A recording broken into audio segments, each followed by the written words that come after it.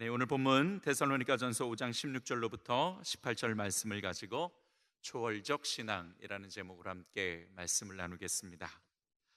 조지 스윈돌이라는 사람은요, 당신이 천국 안에 있기 전까지는 천국이 당신 안에 있어야 한다라고 말했습니다.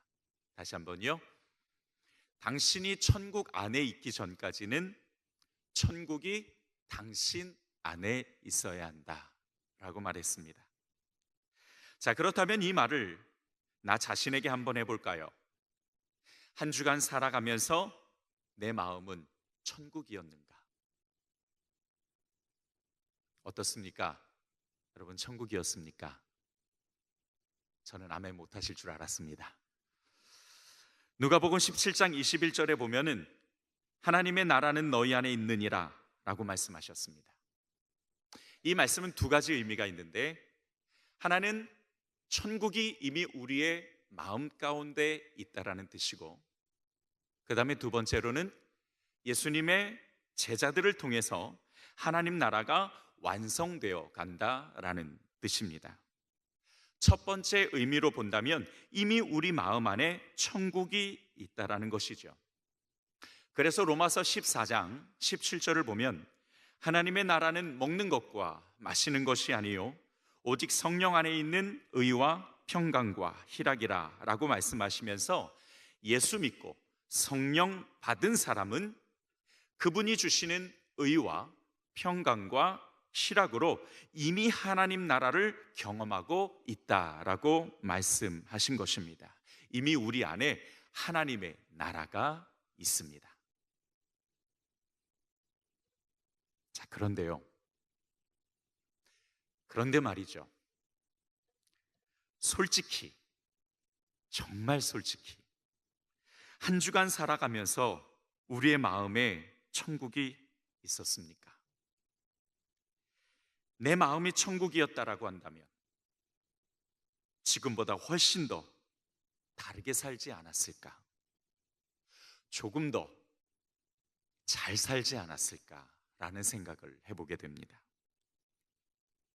그래서 솔직히 말하면 지금 우리 마음은 천국보다 천국이 아닐 때가 더 많은 것 같습니다.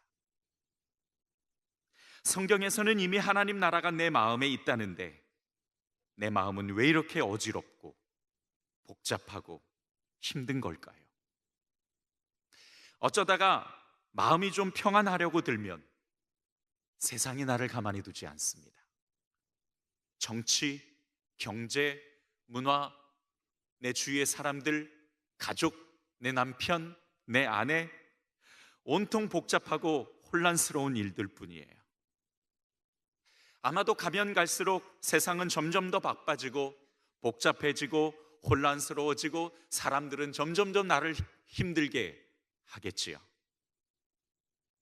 이런 세상에서 과연 내 마음에 있는 하나님 나라를 제대로 지켜갈 수나 있을까 고민되지 않을 수 없습니다.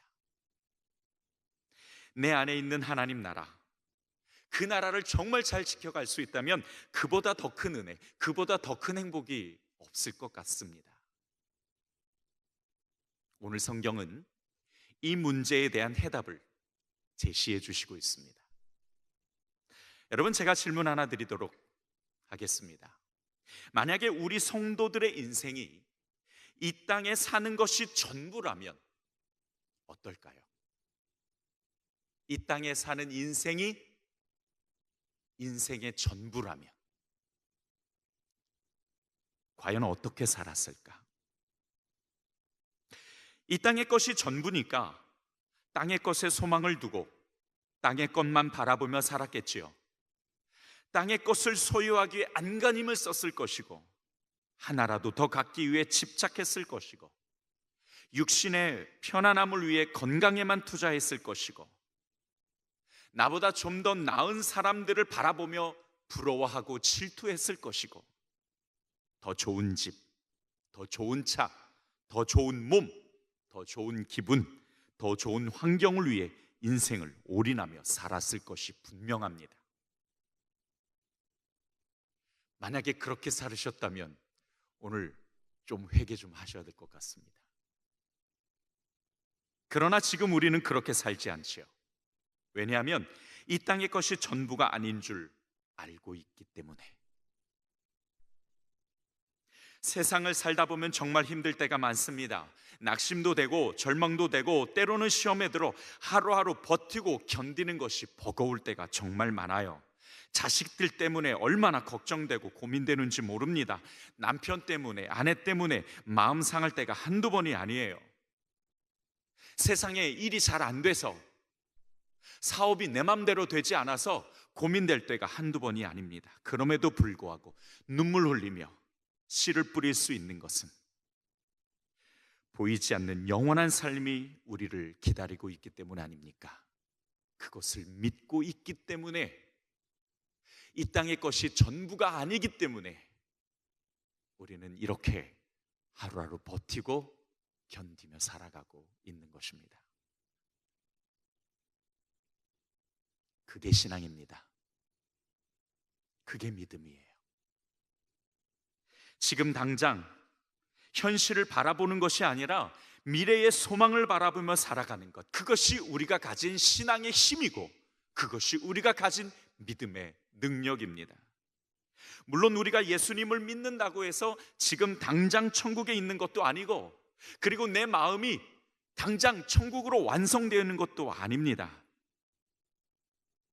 그러나 미래에는 천국을 소유할 수 있다라는 진리를 믿고 매일매일 버티고 견디는 것, 지금은 많이 부족하고 연약하지만 미래에는 예수님의 장성한 분량에 이룰 수 있다라는 소망을 가지고 매일매일 나 자신을 포기하고 날마다 자기 십자가를 지는 것, 지금이 아닌 미래를 바라보는 것, 그것이 바로 신앙이고 믿음이라는 사실이에요. 저는 이것을 초월적 신앙이라고 부르고 싶습니다. 현재를 초월해서 미래에 이루어질 소망을 바라보는 것. 여러분, 그것이 그리스도인과 비그리스도인의 차이 아니겠습니까? 성경에 기록된 어떤 인물도 현재의 상황과 형편이 너무 만족스러워서 하나님을 쫓았던 사람은 한 사람도 없었습니다. 아브라함, 자식이 하나도 없는 현실이었지만 큰 민족을 이루겠다라는 하나님의 약속의 말씀을 의지하며 나아갔습니다. 모세, 말이 어눌해서 지도자가 될 수 없는 현실이었지만 하나님의 부르심을 믿고 지도자가 되었고요. 여호수아, 난공불락이라는 여리고 성을 앞에 둔 현실에서 순종으로 나아갔으며, 다윗, 왕으로 기름 부음을 받았어도 십수년을 도망자라는 현실 앞에서도 왕의 자리에 오를 때까지 견디고 버텼습니다. 예수님, 하늘의 영광을 받으셔야 될 분이 낮고 낮은 곳으로 이 땅에 오셔서 십자가를 고통으로 지셨습니다. 제자들, 아무것도 아닌 현실에서 자신의 그물을 버리고 예수님을 따랐던 그 행위는 바로 미래의 소망이 있었고 그 소망을 붙잡았기 때문에 가능했던 거예요. 현재의 삶에 만족하며 그렇게 기뻐하며 하나님을 믿었던 사람은 단 한 사람도 없었다라는 거예요. 그 모든 사람들, 성경에 나오는 인물들 모두가 다 미래의 소망만 가지고 나아갔던 겁니다. 조금만 더 얘기해 볼까요? 하나님께서 아브라함을 부르실 때에 그는 자식 하나 없었습니다. 아내 사라가 자식을 낳을 수 있는 몸이 아니었어요. 그는 평생 자식을 볼 수 없는 사람이었습니다. 그런데 하나님께서 아브라함에게 뭐라고 약속하셨는지 아십니까? 내가 너를 통해서 하늘의 별과 같이 이 땅의 모래알같이 큰 민족을 이루겠다라고 말씀하셨어요. 그러면 여러분, 아브라함이 살아 생전 동안 그를 통해서 큰 민족을 이루는 걸 봐야 되잖아요. 근데 단 한 명의 자식만 봤습니다. 그러나 아브라함은 그의 믿음을 꺾지 않았습니다. 하나님을 향한 그의 신뢰를 결코 버리지 않았어요. 왜냐하면 하나님이 약속하신 바로 그 이삭을 통해서 하나님의 큰 민족을 이루실 것을 분명하게 그 마음에 신뢰하고 있었기 때문에. 이게 초월적 신앙입니다.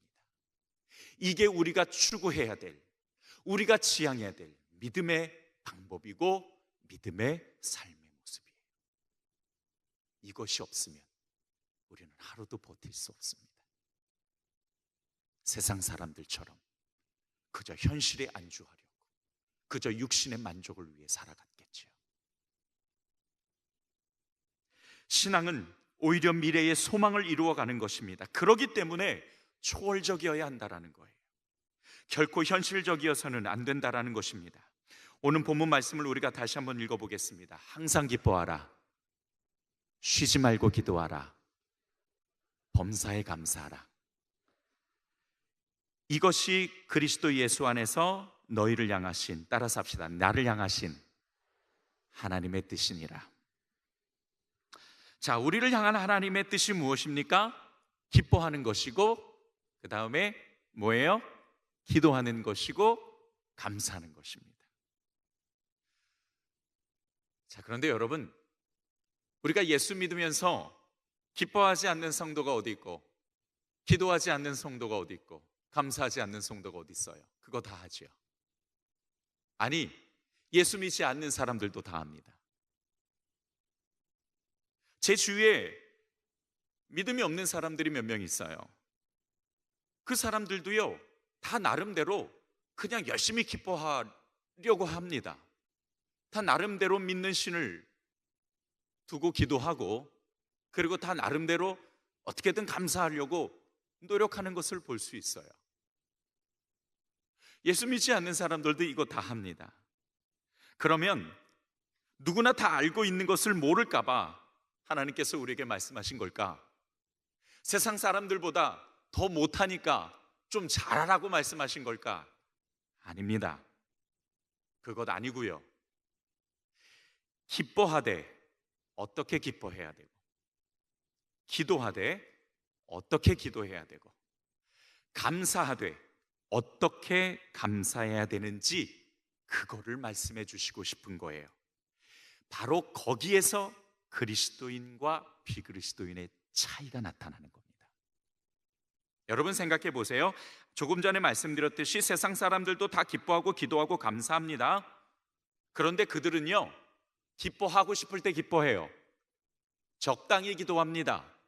그리고 원하는 것이 이루어졌을 때 감사해요. 세상 사람들도 다 하는 걸, 이거를 우리에게 말씀하시려고 강조하는 게 아니라는 거죠. 방법의 차이가 있습니다. 그래서 오늘 우리가 본문을 통해서 주목해야 될 것은 기뻐하고 기도하고 감사라는 단어가 아니라 그 방법의 차이인 오늘 본문 말씀의 그 앞에 있는 항상 쉬지 말고 범사라는 단어에 우리가 좀 더 주목해 봐야 오늘 이 말씀을 우리가 분명하게 깨달을 수가 있어요. 여러분, 이 세 단어를 가만히 보세요. 항상, 쉬지 말고, 범사, 이 세 단어가 가지고 있는 공통점이 하나 있습니다. 항상이라는 이 말은 어떤 상황에 상관없이 라는 뜻이 있습니다. 따라서 합시다. 어떤 상황에 상관없이. 그것은 곧 환경에 지배되지 않는 상태를 뜻하는 거예요. 그러니까 이것도 초월적이라는 거죠. 여러분, 어떻게 상황에 상관없이 기뻐할 수 있을까? 참 그럴 수만 있으면 정말 좋겠어요. 그렇죠? 그런데 성경은 우리에게 그렇게 할 수 있는 방법을 가르쳐 주세요. 그래서 세상 사람들의 기쁨과 차이가 있다는 겁니다. 쉬지 말고라는 단어도 비슷해요. 이 말의 의미를 보면 밑바닥까지 이르도록 멈추지 않는, 따라서 합시다. 밑바닥까지 이르도록 멈추지 않는. 무슨 뜻이냐면 내 인생이 바닥을 칠 때가 있어요.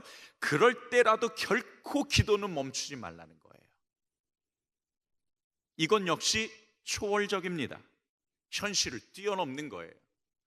그리고 마지막으로 모든 일에라는 말도 예외가 없는 모든 것을 의미합니다. 내가 원하는 것이 이루어졌을 때만 감사하는 것이 아니라 그렇게 하지 않았을 때에도, 되지 않았을 때에도, 그리하지 아니하실 때라도 감사해야 된다라는 뜻이 담겨져 있어요. 역시 이것도 초월적인 의미가 담겨져 있습니다. 그래서 이 세 가지 단어 안에는 초월적이라는 공통점이 있습니다. 여러분, 예배 드리는 것도 굉장히 중요하지만 어떤 예배를 드리느냐가 더 중요합니다. 왜냐하면 하나님이 받으시는, 하나님이 찾으시는 예배는 그냥 예배가 아니라 정확한 예배예요. 정확한 예배. 그것은 무슨 뜻이냐면 하나님이 말씀하신 대로 드리는 예배, 그 예배가 되어야 하나님께서 기뻐 받으신다라는 겁니다. 이스라엘 백성들이요, 하나님을 얼마나 많이 예배했습니까? 그런데 그들이 드리는 예배에 대해서 하나님이 이렇게 평가하셨어요. 말라기 1장 10절을 보면 만군의 여호와가 이르노라 너희가 내 제단 위에 헛되이 불사르지 못하게 하기 위해 너희 중에 성전문을 닫을 자가 있었으면 좋겠노라. 내가 너희를 기뻐하지 아니하며 너희가 손으로 드리는 것을 받지도 아니하리라. 하나님은요, 이스라엘 백성들이 드리는 예배를 안 받으시려고 성전문을 닫고 싶어 하셨어요. 그 예배가 너무 싫으셨던 거예요. 왜 그랬을까요? 예배 드리라고 명령하신 건 하나님인데 왜 예배를 못 드리게 성전문을 닫고 싶어 하셨느냐? 하나님이 말씀하신 방법대로 드리지 않았기 때문에. 그래서 그 예배가 거룩하지 않았고, 그래서 하나님이 받고 싶지 않으셨던 거예요. 자, 여러분, 마찬가지입니다. 우리가 기뻐하고 기도하고 감사하되 그냥 하는 것이 아니라 어떻게 하는 것이냐가 정말 중요한 거예요. 오늘 초월적인 의미를 가진 이 세 단어가 가지고 있는 뜻을 하나씩 살펴볼 것입니다. 간단하게 살펴보고 오늘 말씀을 마칠 텐데, 무엇보다도 하나님의 뜻이 여기에 있습니다. 여러분 가끔 그런 고민하지 않으세요? 도대체 하나님의 뜻이 뭐야? 도대체 하나님의, 나를 향한 하나님의 뜻이 뭐야? 라고 그렇게 생각하지 않으십니까? 안 하시는군요. 저는 진짜 많이 하거든요. 도대체 하나님의 뜻이 뭐야? 여러분, 성경 그 두꺼운 66권을 통해서 도대체 하나님께서 나에게 말씀하시려는 것이 뭔지 궁금할 때가 한두 번이 아닙니다. 여러분, 궁금해 하셔야 돼요. 그래 우리가 제대로 신앙생활 할 수 있으니까. 아멘 좀 합시다. 그 뭐 돈 드는 일도 아닌데 뭐 아멘도 안 하고 입 꽉 다물고, 아이고 참. 네. 여러분 아멘 안 하면 우리 손해예요. 네. 그래도 안 해. 고집. 참, 우리 순복음 부천교회 성도들 고집 최고입니다. 그 고집 가지고 우직하게 신앙생활 하시기를 주님의 이름으로 축복합니다. 그건 또 왜 하면 잘하시네? 그래요. 뭐 아무것도 아멘 잘하면 되지 뭐. 괜찮습니다. 좌로우로 치우치지 말고 우직하게 고집스럽게 말씀대로 순종하고 신앙생활하면 그게 잘하는 거지. 네, 오늘 말씀 그만해야 되겠네. 그럼 여러분, 하나님께서 우리를 향한 뜻이 있으세요. 너무 그냥 그게 뭐지? 라고 어렵게 생각하지 말고요, 오늘 말씀을 통해서 정말 하나님께서 나를 향하신 뜻이 무엇인지 잘 깨달으시고 오늘 말씀을 꽉 붙잡고 한 주를 승리하시기를 주님의 이름으로 축원드립니다. 자, 항상 기뻐하는 것이 하나님의 뜻입니다. 여러분, 사람이 살다 보면은요, 기쁠 수도 있고 나쁠 수도 있는 건데 도대체 어떻게 항상 기뻐하라고 말씀하실까? 왠지 좀 불가능할 것 같지 않으세요? 그럼에도 불구하고 하나님께서 이렇게 말씀하셨다면 그건 할 수 있으니까, 가능한 거니까 그렇게 말씀하신 겁니다. 그렇다면 보통 우리가 생각하는 기쁨과 오늘 성경에서 말씀하시는 기쁨이 뭔가 차이가 있다라는 거죠. 여러분, 세상 사람들한테 기쁨은 어떤 겁니까? 조건적이에요. 조건적이라는 것은 뭐냐면 자기가 원하는 것을 소유하거나 또는 자신이 소원하는 것을 이루어졌을 때만 기뻐한다라는 거죠. 그러다 보니까 기쁨이 굉장히 한정적입니다. 다시 말하면 세상 사람들이 느끼는 그 기쁨이라는 것은 굉장히 제한적이고 육체적인, 초월적이지 않다라는 뜻이죠. 자, 그렇다면 우리 성도들은 어떻게 초월적인 기쁨을 가질 수 있을까? 자, 여러분, 하나님 나라에 슬픔이 있습니까? 네, 대답하셔도 괜찮아요. 누가 뭐라고 그러지 않습니다. 하나님 나라에 어둠이 있습니까? 없습니다. 우울감이 있습니까? 없습니다. 거기에는 슬픔도, 어둠도, 아픔도, 괴로움도, 우울도 없어요. 그럼 뭐만 있습니까? 눈치 좀 채실 수 있잖아요. 뭐만 있어요? 기쁨만 있다라는 거예요. 다시 말해서 기쁨의 원천이 어디냐가 굉장히 중요한 거예요. 세상 사람들의 기쁨의 원천은 어디예요? 세상이에요. 영원하지 않는 것. 그러나 우리의 기쁨의 원천은 어디라고요? 하나님 나라. 거기에는 영원합니다. 뿐만 아니라 하나님께서 주시는 것은 뭐든지 다 영원하기 때문에 무한한 에너지가 있어요. 우리 성도들이 초월적 기쁨을 가질 수 있는 이유가 뭐냐면 이미 우리 안에 뭐가 있다고 말씀하셨어요. 예수님께서 하나님 나라. 하나님 나라가 있기 때문에 그 하나님 나라의 영원성으로 말미암아 나오는 그 기쁨이 우리 가운데 무한대로 공급될 수 있다는 사실입니다. 로마서 14장 17절을 보면 하나님 나라는 먹는 것과 마시는 것이 아니요, 따라서 합시다, 오직 성령 안에. 하나님 나라가 어디 안에? 성령 안에. 왜 우리 마음에 하나님 나라가 있는데 그 하나님 나라를 찾아볼 수가 없냐? 반대로 우리 안에 있는 하나님 나라, 이미 그 무한한 에너지와 그 무한한 영원성을 가지고 있는 그 하나님 나라를 우리가 찾기 위해서 해야 될 것은 바로 성령과 교제하는 것입니다. 성령님, 오늘 충분히 잠을 잘 수 있게 해주셔서 감사해요. 성령님, 오늘 맛있는 밥을 먹을 수 있게 해주셔서 감사해요. 이거는 좀 짠데? 감사합니다 라고 우리 남편분은 드시고 계시죠? 네, 그렇게 드셔야 됩니다. 성령님, 오늘 제가 이런 일들을 해야 되는데 성령님 좀 도와주세요. 성령님, 오늘 내가 기분이 너무너무 상했어요.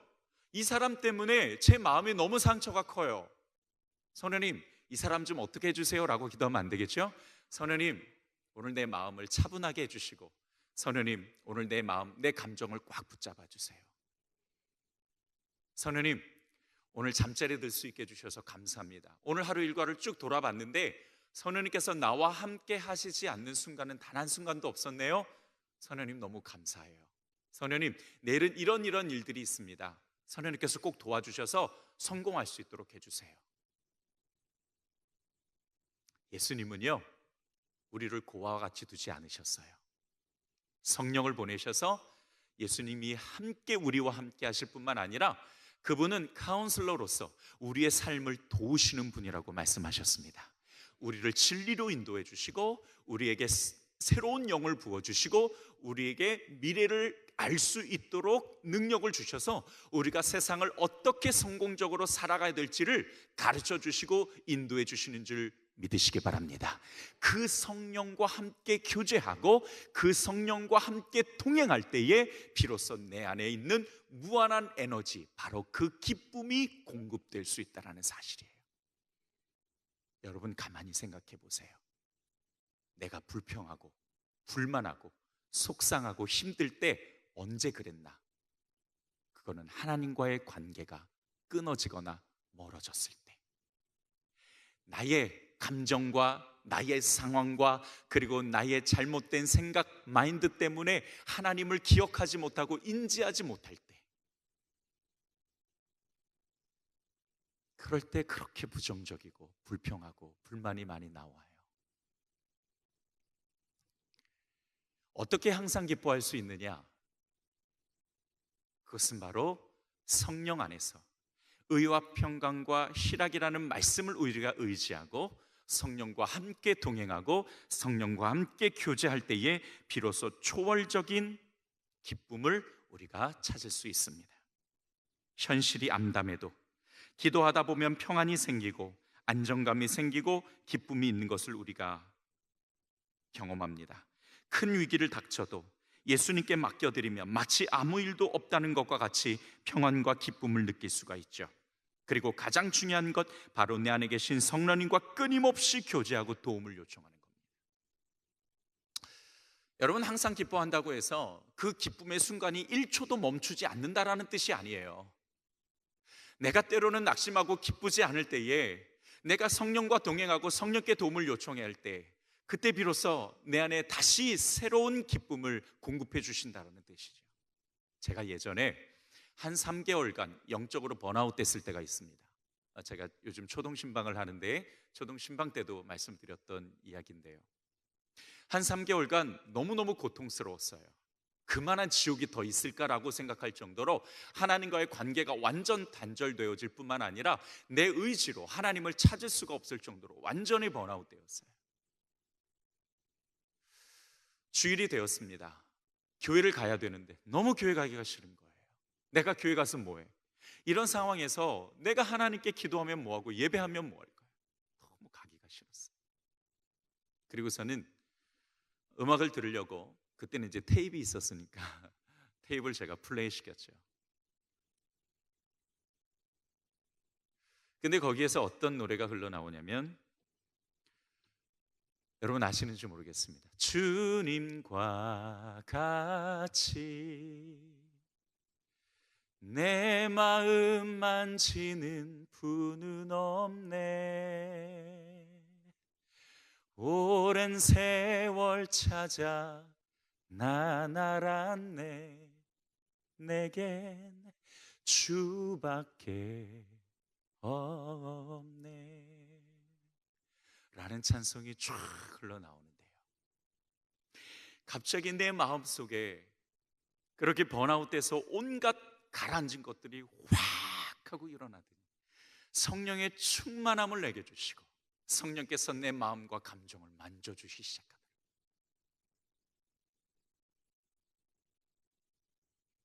그 자리에 엎드려 몇 시간을 기도했는지 모르겠습니다. 그래도 예배는 갔어요. 예배는 갔는데 예배 가기 전까지 얼마나 하나님 앞에 감사했는지 모릅니다. 여러분, 우리가 우리 안에 계신 성령님을 꽉 붙잡는다면, 때로는 내가 너무 낙심이 되고 내 마음대로 되지 않는 일들 때문에 속상하고 힘들 때, 그때 성령께서 우리 안에 무한한 기쁨을 공급해 주실 줄 믿습니다. 성령을 꽉 붙잡는 것, 그것이 항상 기뻐할 수 있는 원리입니다. 두 번째로, 쉬지 않고 기도하는 것이 하나님의 뜻이라고 말씀하십니다. 여기서 쉬지 않고라는 것은 아까도 말씀드렸듯이 밑바닥까지 이르도록 멈추지 않는 뜻이라는 것을 의미합니다. 역시 시간적인 의미를 갖는 것이 아니라 어떤 경우에도 기도는 중단되어서는 안 된다라는 거죠.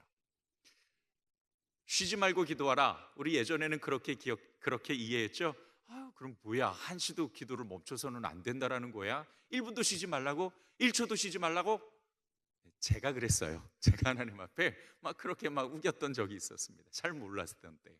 그런데 그런 뜻이 아니라 우리의 인생이 밑바닥을 친다 해도 결코 기도는 멈추지 말라는 것입니다.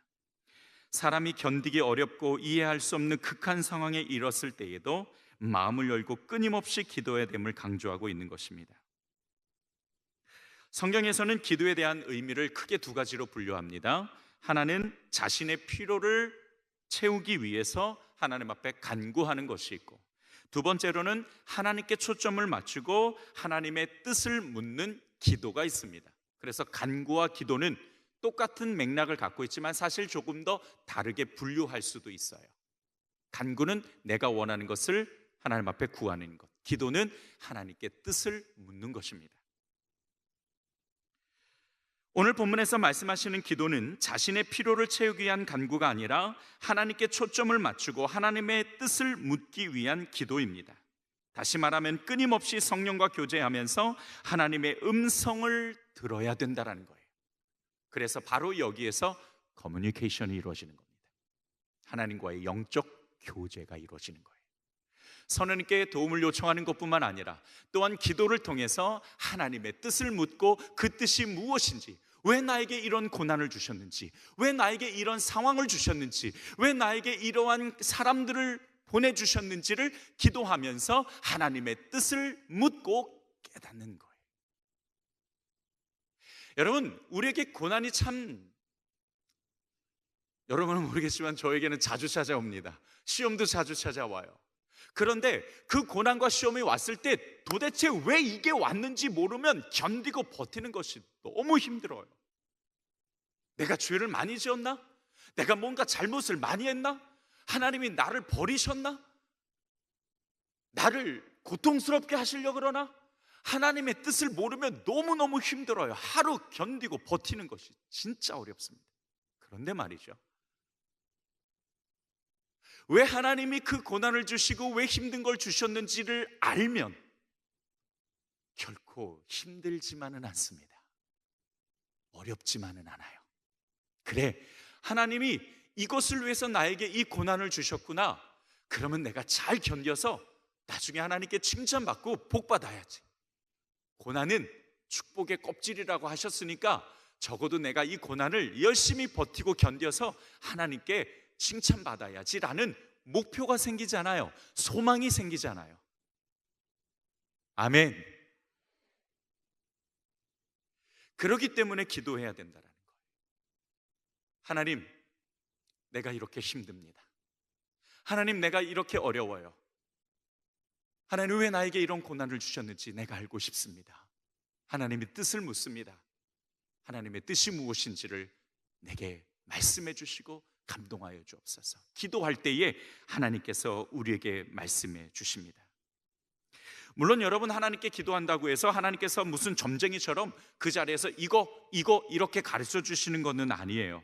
그러나 여러 가지의 방법들을 통해서, 상황들을 통해서, 사건들을 통해서, 사람들을 통해서 내게 말씀하시는 그 하나님의 음성을 우리가 찾고 들어야 된다는 거예요. 그래서 저는 하나님의 음성은 오감으로 들어야 된다라고 이야기를 합니다. 감각으로, 그리고 느낌으로. 느낌이 감각이죠. 감각으로, 듣는 걸로, 보는 걸로, 그리고 찾는 걸로, 깨닫는 걸로. 5개 맞나요? 네. 그렇게 오감으로 하나님의 음성을 들어야 된다는 거예요. 하나님의 음성은 성경에도 있고, 그리고 내 상황, 사건, 사람, 그리고 내 양심, 내 마음, 내 안에 계신 성령을 통해서도 내게 말씀하신다는 사실이죠. 그렇게 기도함으로써 하나님의 뜻을 묻고 그 뜻을 우리가 찾았을 때에, 깨달았을 때에 우리의 인생은 하나님이 기뻐하시는 성공적인 삶을 향해 나아갈 수 있을 줄 믿으시기 바랍니다. 그래서 항상 기도하라는 거예요. 특별히 더 어렵고 힘들 때 더 많이 기도하라는 겁니다. 마지막 3번째로, 모든 일에 감사하라고 말씀하십니다. 범사라는 말이 모든 일에라는 뜻입니다. 모든 일에 감사라는 말은 모든 환경에서 감사라는 거예요. 어떠한 환경에서도 감사라는 뜻입니다. 자, 그런데 과연 이게 가능할까? 가능합니다. 우리가 하나님을 제대로 알기만 하면 가능해요. 여러분, 이스라엘 백성들이 광야에 있을 때에 얼마나 하나님을 불평불만했는지 몰라요.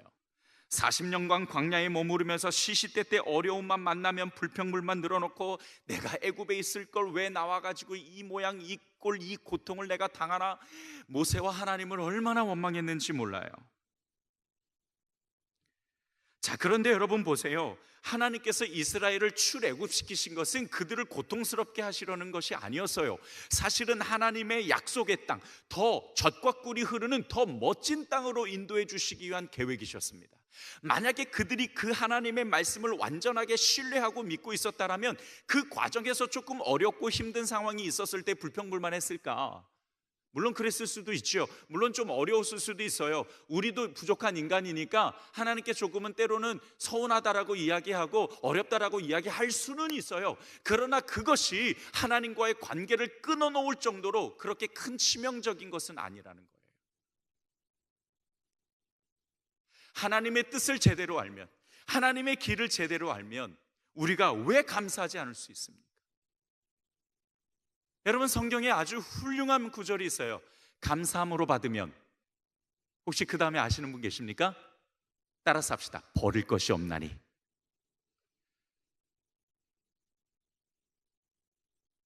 감사함으로 받으면요, 버릴 것 하나 없습니다. 아멘. 이상하게 오늘 아멘이 좀 적네요. 왜 그럴까요? 네, 다 제 잘못입니다. 제가 좀 더 설교를 잘했으면 아멘이 잘 나올 텐데. 맞습니다. 여러분, 감사함으로 받으면 버릴 것 하나 없어요. 때로는 고난과 때로는 힘든 일이 있어도 그 가운데 하나님의 뜻을 찾고 또 그 가운데 우리에게 주실 하나님의 복과 은혜를 우리가 찾는다면 그것조차 감사할 수 있다는 거예요. 여러분, 우리가 시편을 보게 되잖아요. 그 시편의 기자가 이런 표현을 씁니다. 기가 막힐 웅덩이와 수렁. 40편에 보면 기가 막힐 웅덩이와 수렁. 도대체 얼마나 큰 고난을 당해야 그런 표현을 쓸 수 있을까요?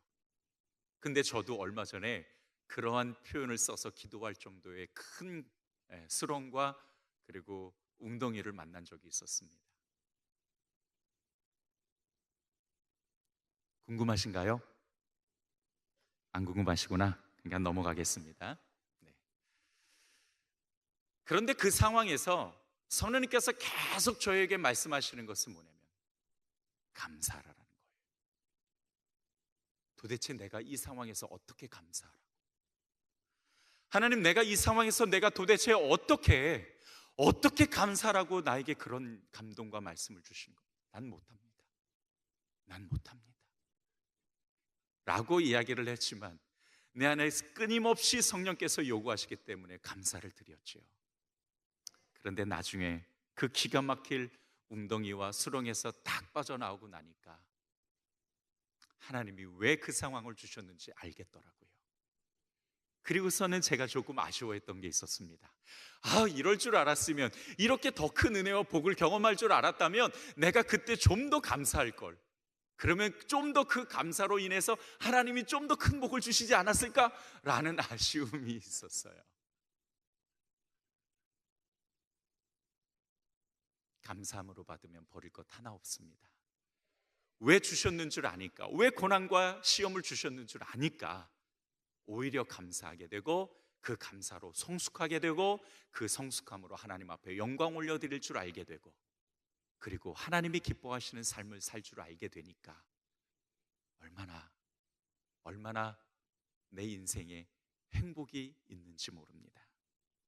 여러분, 우리는 하나님의 뜻을 이루기 위해서 이 땅에 태어났잖아요. 하나님의 뜻을 이룰 때 진짜 행복한 삶을 살 수 있게 되는 겁니다. 그게 우리의 정체성이니까. 하나님은 반드시 구원해 주십니다. 그 구원을 믿고 감사하는 사람이 하나님의 큰 은혜와 복을 받을 수 있는 사람입니다. 모든 일에라는 단어도 초월적인 의미를 가지고 있습니다. 그래서 예수님께서요 이렇게 말씀하시죠. 가난한 자? 행복해질 거야. 울고 있는 자? 행복해질 거야. 배고픈 자? 괜찮아. 행복해질 거야. 예수님을 위해 고난당하는 자? 복음을 위해 고난당하는 자? 행복해질 거야 라고 말씀하세요. 여러분, 가난한 자가 뭐가 있다고? 복이 있나니 라고 말씀하신 그 복은 행복을 말씀하시는 거예요. 어떻게 가난한 자가 행복해져요? 우는 자가, 배고픈 자가, 고난하는 자가 행복해질 수 있을까요? 왜냐하면 하나님 나라가 있기 때문에.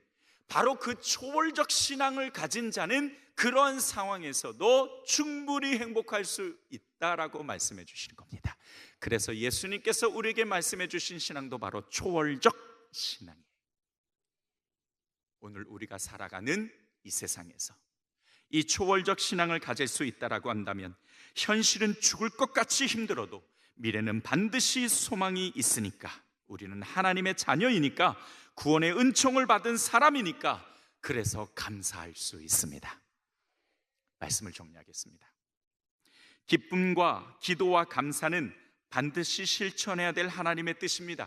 그러나 어떻게 실천하느냐가 참 중요하죠.